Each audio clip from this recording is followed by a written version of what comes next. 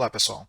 Hoje nós vamos estudar sistemas térmicos multidimensionais. Isso quer dizer que, diferentemente da abordagem que nós utilizamos nas aletas, no estudo de aletas, uma abordagem unidimensional, segundo a qual todo campo de temperaturas pode ser descrito apenas como uma função, né, uma função de x, portanto, seria um caso de perfil de temperaturas unidimensional. Muitos sistemas físicos, no entanto, não podem ser simplificados dessa maneira. Tá? O campo de temperaturas, ele obrigatoriamente terá que ser função de duas variáveis ou até mesmo função de três variáveis. Ok?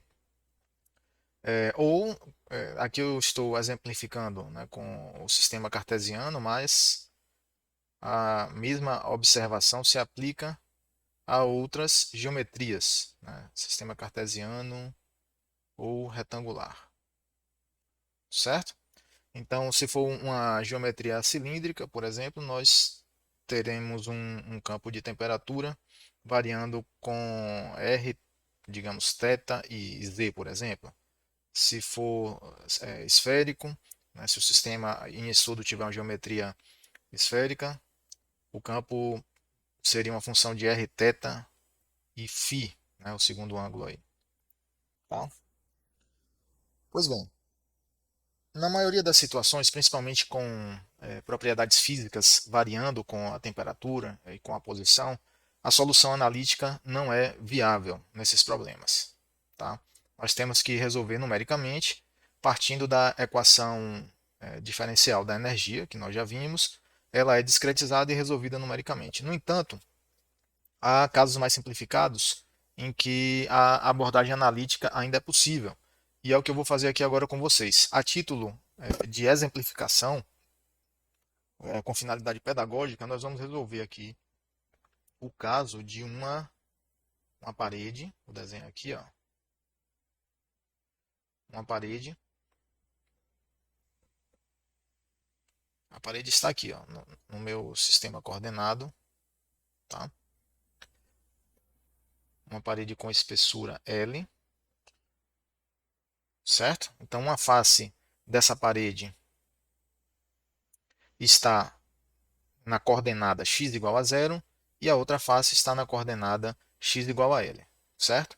A parede possui uma base, a base está aqui iniciada em y igual a zero, no entanto, ela continua indefinidamente, uma parede infinita para cima, ou uma parede muito longa. Em termos práticos, esse comprimento infinito, pessoal, pode ser uma distância razoavelmente grande, não necessariamente, né, infinito. Tá? Porque a partir de certo ponto, de certa distância da base, por exemplo, o perfil de temperatura já pode atingir um comportamento assintótico. Ok? A parede é muito longa e uma face está, a primeira face aqui, está submetida à temperatura T igual a zero, a outra face também a T igual a zero. Como esse é um exemplo ilustrativo pedagógico, nós atribuímos condições de contorno iguais às duas faces. Fazendo isso, nós simplificamos a resolução do problema. Mais especificamente, simplificamos a aplicação das condições de contorno, porque condições de contorno iguais nas duas faces vai gerar um perfil de temperatura simétrico, ok? Por exemplo, algo assim ou algo assim. Eu não sei o que acontece aqui no meio, qual é a distribuição de temperaturas, porém, eu sei que ela será simétrica, ok? Muito bem. Então, vamos realizar aqui a solução analítica. Solução analítica.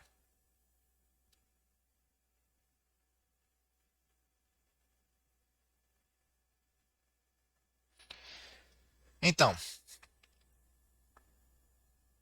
o sistema pode ser descrito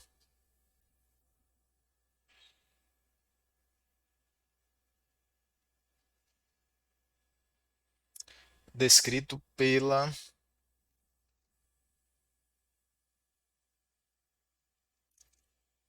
melhorar isso aqui.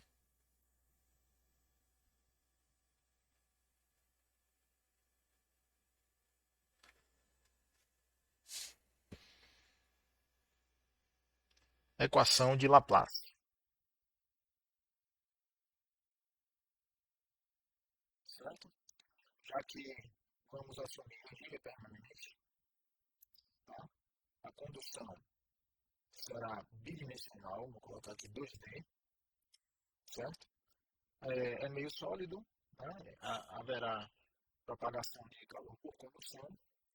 O K da parede foi assumido constante, certo? E orientadamente eu já falei.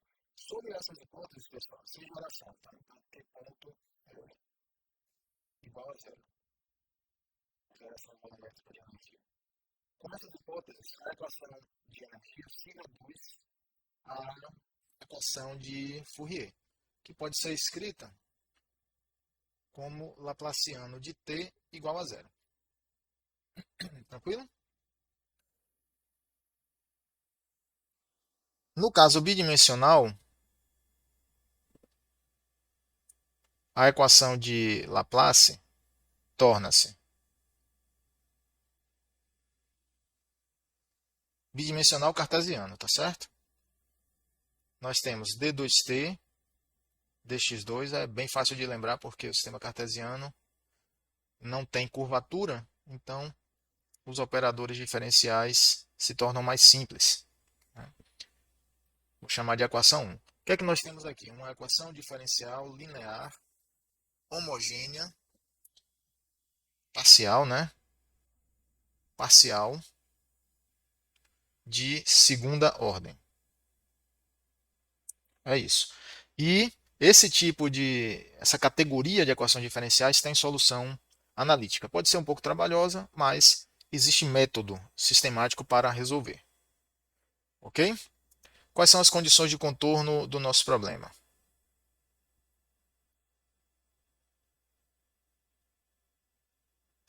As condições de contorno, eu já é, especifiquei ali no gráfico algumas, né? Mas vamos repetir aqui. Em t igual a zero em x igual a zero. Qualquer y, qualquer que seja y. T igual a zero em L, x igual a L, também qualquer y. T igual a T1 em y igual a zero, qualquer que seja o x na dentro da parede, né? Na espessura da parede, que é x maior igual a zero e menor igual a L. E a última, t igual a zero em y tendendo ao infinito, também qualquer que seja o, o x. Não é necessário colocar isso aqui. Para x, novamente, entre 0 e L. Ok? Vou denominar de 2, 2.1, 2.2 e 2.3, caso seja necessário fazer referência.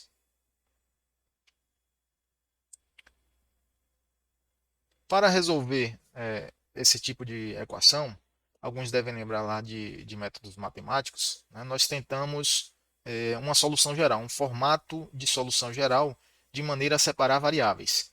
Então vamos usar o método de separação de variáveis, propondo um formato funcional para a solução geral, certo? O que é que nós obtemos, pessoal, ao resolver esta equação aqui? Nós vamos obter uma função, né? A solução será uma função t de x e y. Na verdade, t de x e y. Tá? E aí nós vamos propor um formato para essa função. Tá? Assume-se um formato, uma função para a solução t de x, y. Como? Nós vamos dizer que t de x e y é o produto de uma função que é só de x por outra função que é só de y. Ok? É uma premissa. Nós vamos assumir essa premissa. Se for possível resolver a equação diferencial, ou seja, encontrar uma solução, esse caminho vai levar a um resultado. Se não for possível, acaba-se chegando em um beco sem saída matemático. Tá?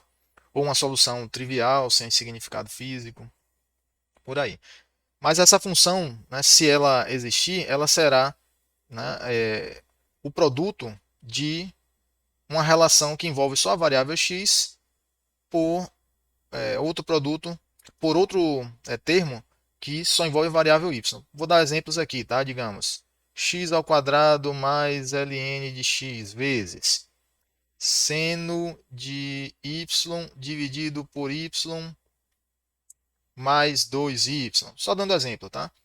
Então veja, aqui nesse caso nós temos um termo que é só de x, é uma função só de x, e aqui nós temos uma função só de y, tá vendo? Estamos restringindo o domínio de busca da solução geral, sim, mas o método funciona dessa forma, tá?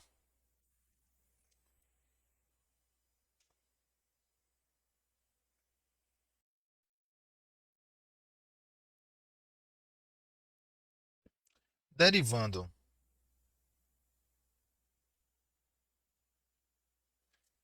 3 e substituindo em 1,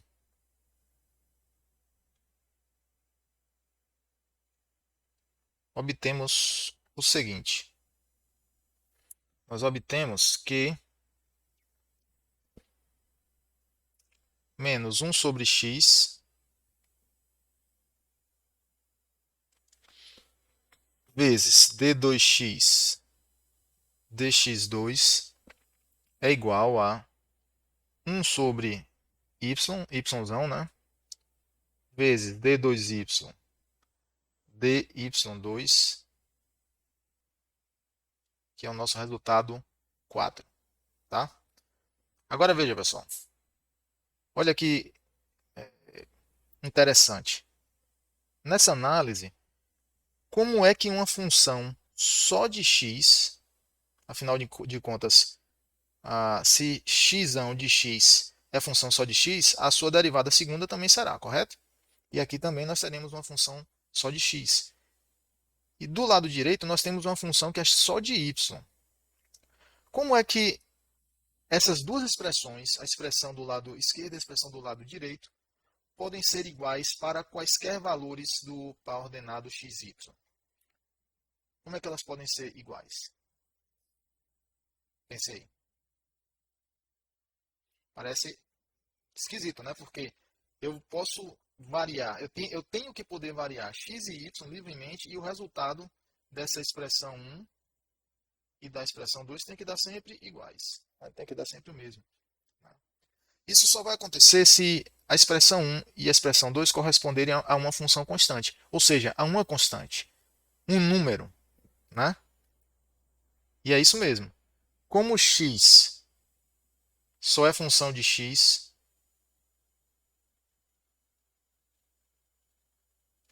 e o y só é função de y,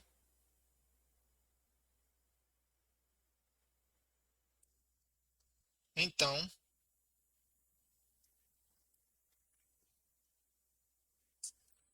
4, a equação 4, só poderá ser verificada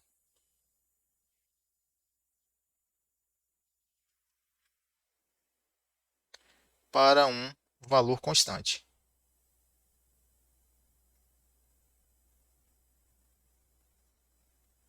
Ok?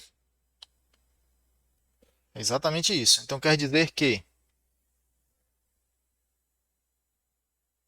portanto,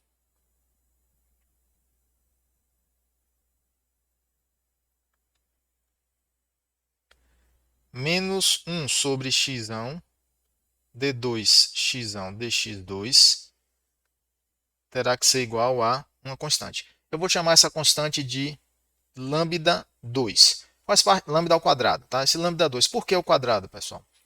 Faz parte do método, tá ok? O método esse método de solução analítica, ele logicamente foi desenvolvido, né, com o passar do tempo e a positividade dessa constante, que iguala cada lado da equação 4, deve ser garantida. Senão, o formato senão o caminho de solução analítica muda, porque nós temos que analisar se essa constante será positiva ou negativa e montar a solução geral ao longo do método de acordo com o sinal dessa constante. Isso significa que nós teríamos que criar uma função composta de acordo com o valor dessa constante. Se eu coloco o quadrado aqui, se eu enquadro a constante, né, o lambda, o quadrado dele sempre vai resultar um número positivo. E aí, sendo assim, eu não preciso tratar o sinal dessa constante, se a constante é positiva ou negativa.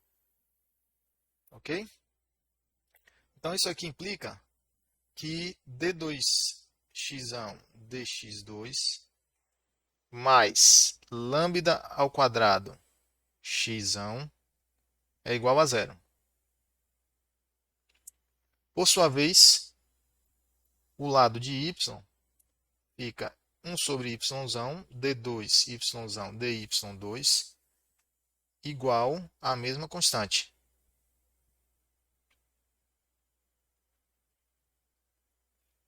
O que implica que d2y dy2 menos lambda 2y igual a zero. Veja o que aconteceu aqui. Usando aquela proposta de solução geral, t igual a x vezes y, nós conseguimos transformar uma equação diferencial parcial em x e y em duas equações diferenciais em x e em y também, só que agora cada equação dessa é ordinária. Tá? Então, essas duas equações aqui são EDOs. Certo? E existe método sistemático para resolver esse tipo de EDO. Aqui nós temos uma equação diferencial linear ordinária, linear homogênea de segunda ordem. Essa categoria aqui tem método para se resolver. Então, repare que o método de solução de equação diferencial parcial, usado aqui, ele simplesmente converte a equação diferencial parcial em duas ordinárias, porque a parcial de segunda ordem x e y, ele converte em duas ordinárias de segunda ordem, um x e um y, e aí sim, essa nós conseguimos resolver. O método não consegue resolver diretamente a equação diferencial parcial. É preciso transformar nessas ordinárias para que elas possam ser resolvidas. Agora, 5 e 6 são EDOs, podendo ser resolvidas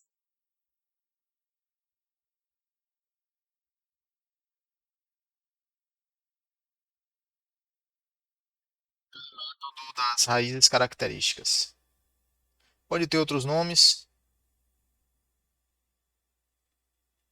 esse método, mas basicamente a equação diferencial ordinária é convertida em um polinômio e a gente acha as raízes desse polinômio. Tá? Das raízes características.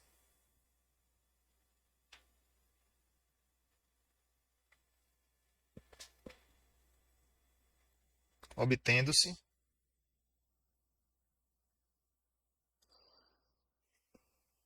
a solução, a forma, né, da solução geral. De x é a cosseno de lambda x mais b seno de lambda x. O y será c ou desculpem, A cosseno de lambda x, B seno de lambda x. A e B são constantes, tá? Constantes de integração. Vão ser deduzidas, né? Vão ser avaliadas pelas condições de contorno. C aqui também é uma constante de integração. Então, o y será c exponencial de lambda y ou y mais d exponencial de menos lambda y. Nosso resultado 7 e 8.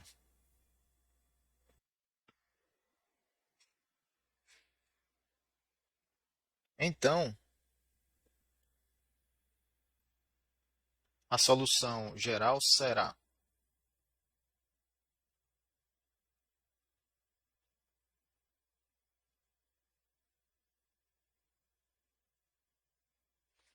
aquele produto de funções que nós admitimos lá no início.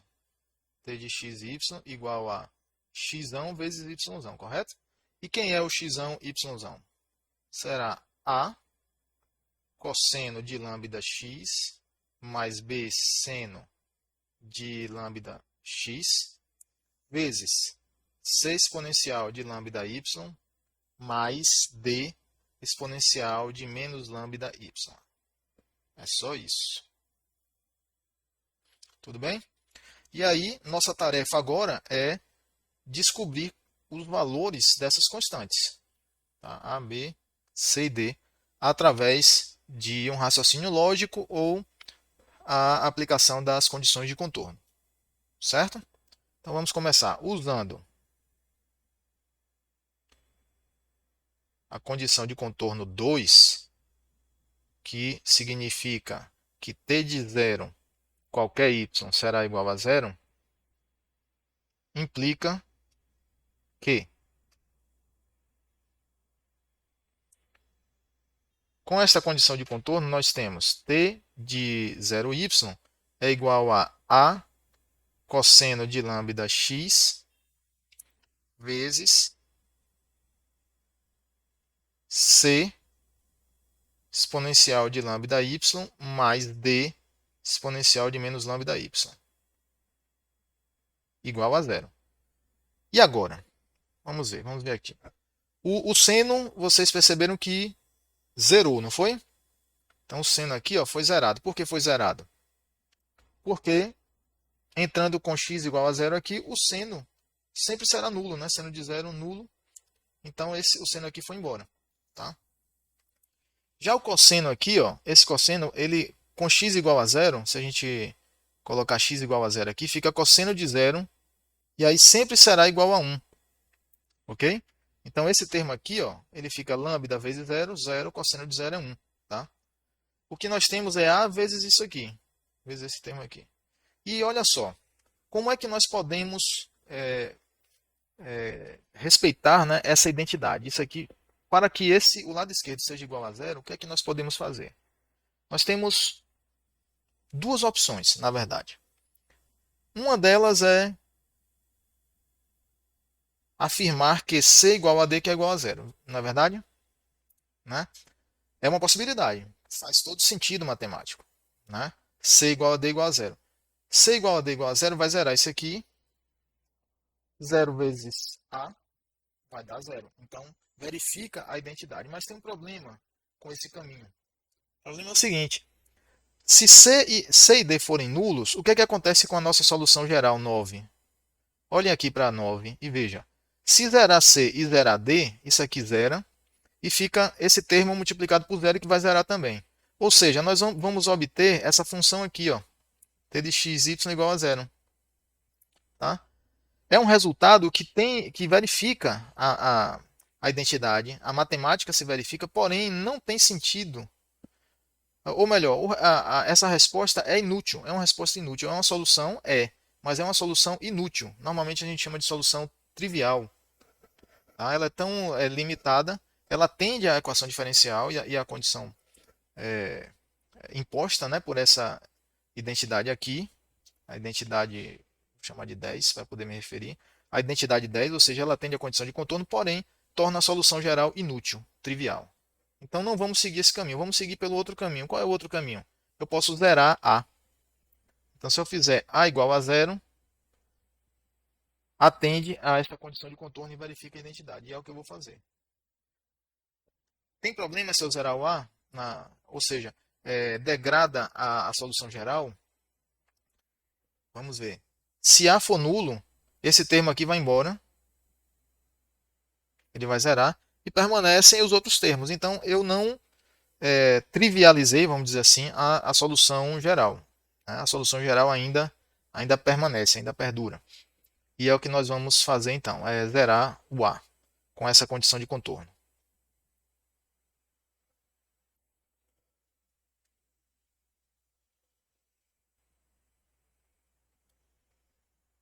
Logo, 9 torna-se. A solução geral agora é T igual a B seno de lambda x vezes C exponencial de lambda y mais D exponencial de menos lambda y. Pois bem, nessa versão da solução geral, opa, aqui é 11. Nessa versão da solução geral, nós podemos aplicar a condição de contorno 2.1. O contorno 2.1, que é a condição lá dada, fornece que, por esta condição de contorno, nós temos que t de L, x igual a L, qualquer y, será B seno de lambda L. Estou substituindo o x igual a L, ok? C exponencial de lambda y mais D exponencial de menos lambda y igual a zero. É o nosso resultado 12. Certo? Para verificar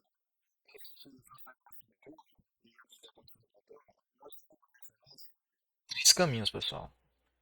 Nós temos aquele CD igual a zero, que já descartamos porque ele torna trivial a solução geral. Podemos zerar o B. Será que podemos fazer B igual a zero? Olha o que acontece com a solução geral agora. O formato da solução geral é esse, a versão atual. Se eu zerar o B, fica zero vezes a expressão toda aqui, ó, restante. Né? Essa expressão remanescente vai estar multiplicada por zero, vai zerar de novo, né, a solução geral. Então, também está descartado. Mas tem uma outra maneira de atender à condição de contorno 2.1, que é a seguinte. Ó. Prestem atenção nesse termo aqui. Ele é um seno, tá? Uma função periódica, certo? Então, haverá valores desse seno que serão nulos. Na verdade, haverá valores que são nulos, né? Porque a função seno, se eu tiver aqui o seno, ela vai fazer isso aqui, ó. Então, para todo valor nulo do seno, a condição de contorno é atendida, estão vendo? Todos esses valores aqui. Isso me permite afirmar que, no caso, né, usando os valores nulos da senoide, vem que, olha só, se lambda L igual a NP, vai zerar o seno, correto? NP, então quando aqui é lambda L, vamos dizer, ó, tá? Então quando N igual a zero, aí nós temos aqui, ó, zero. Quando N igual a 1, π, certo? 2π, 3π, por aí vai. Então, quando lambda L for igual a Nπ, isso implica que o lambda possui valores iguais a Nπ sobre L. Tranquilo? Isso aqui para N igual a 0, 1, 2, etc. Interessante, né? Resultado 13. Com esse resultado 13, a solução geral será agora a versão da solução é a seguinte: T igual a B seno de N π x sobre L vezes C exponencial de nπy sobre L mais D exponencial de menos nπy sobre L. É isso. Nosso resultado 14. Certo? De 2,3, que é a próxima condição de contorno, nós temos que T para qualquer x no intervalo da espessura da parede e o y tendendo ao infinito. Logo, nós podemos aplicar a condição de contorno, obtendo t de x e y infinito é igual a b seno de nπ x sobre L vezes c exponencial de nπy sobre L. Tá? Sobra igual a zero. Sobra apenas esse termo aqui, ó, porque quando y tende ao infinito, esse termo aqui vai a zero. Então, esse aqui tende a zero. Tá? A aplicação dessa condição de contorno não muda esse termo. Aqui. Okay? Qual é a nossa conclusão para verificar essa condição de contorno? Isso vai implicar que C igual a zero. Essa é a nossa conclusão. Não podemos zerar o B porque ele zera toda a solução geral. Então, o jeito é zerar o C. Assim,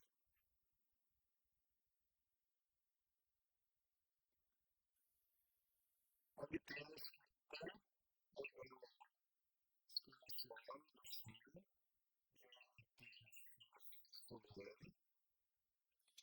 vezes o exponencial de sobre o nosso resultado 15.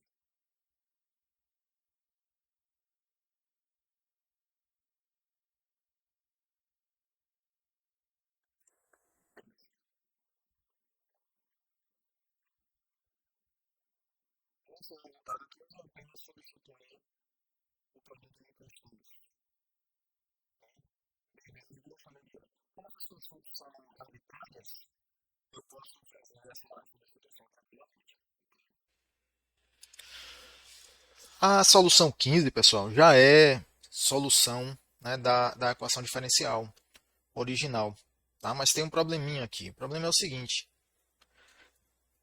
Como n, vamos lembrar que o n ele varia de zero, é número inteiro, né? Varia de zero até infinito. Né? Então, o n pode ser 0, 1, 2, 3, 4, etc. Para qualquer valor de n, eu posso aplicar a última condição de contorno e obter uma nova constante E. Né? Então, quando n igual a zero, eu obtenho um valor E0. Quando n igual a 1, eu obtenho um valor de E que eu posso chamar de E1, 2 e por aí vai. Estão percebendo? E pela teoria de equação diferencial, né, pela teoria das equações diferenciais, quando nós temos, a, digamos, uma solução, né, que é composta por várias soluções particulares, existem infinitas soluções particulares nesse caso, todas elas atendem à equação diferencial, então a solução geral é a combinação linear dessas soluções particulares. Tranquilo? Portanto, baseado nessa teoria, né, a equação 15 pode ser combinada numa série de Fourier. Né, é uma série só de senos. A série geral de Fourier tem senos e cossenos, mas nesse caso aqui temos uma série apenas de senos no seguinte formato. A solução geral será a soma de todas as soluções particulares.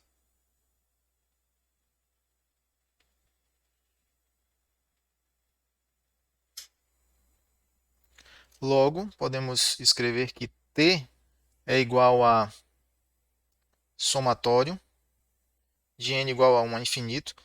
Posso começar em 1 porque n igual a 0, 0 mesmo.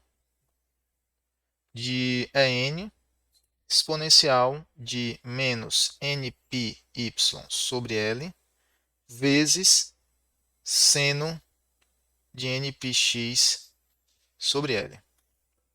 Estão vendo? Resultado 16. Nesse caso, usando a última condição de contorno, usando a condição de contorno 2.2,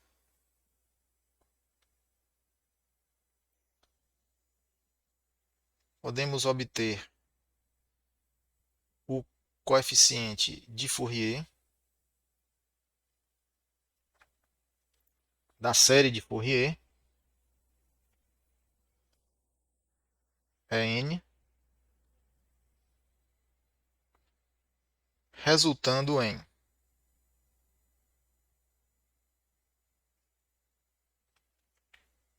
t de x igual a 0. Aqui eu estou aplicando a condição de contorno, n variando de 1 até infinito. O coeficiente de Fourier está aqui, ó, npx sobre L igual a T1, certo? Isso aqui sendo válido para qualquer x no intervalo fechado 0 a L. Tá? Como n são os coeficientes de uma série de Fourier,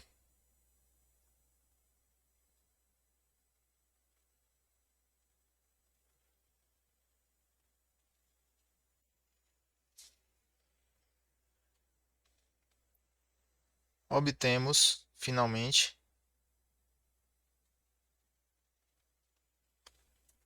que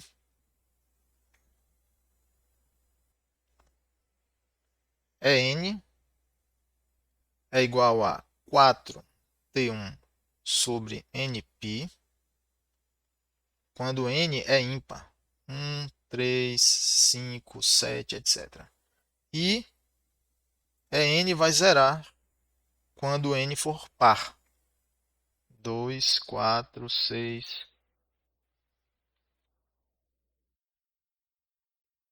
Assim, a solução geral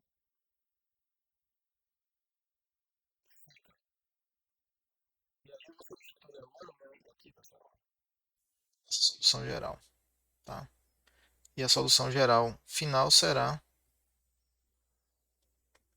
t de xy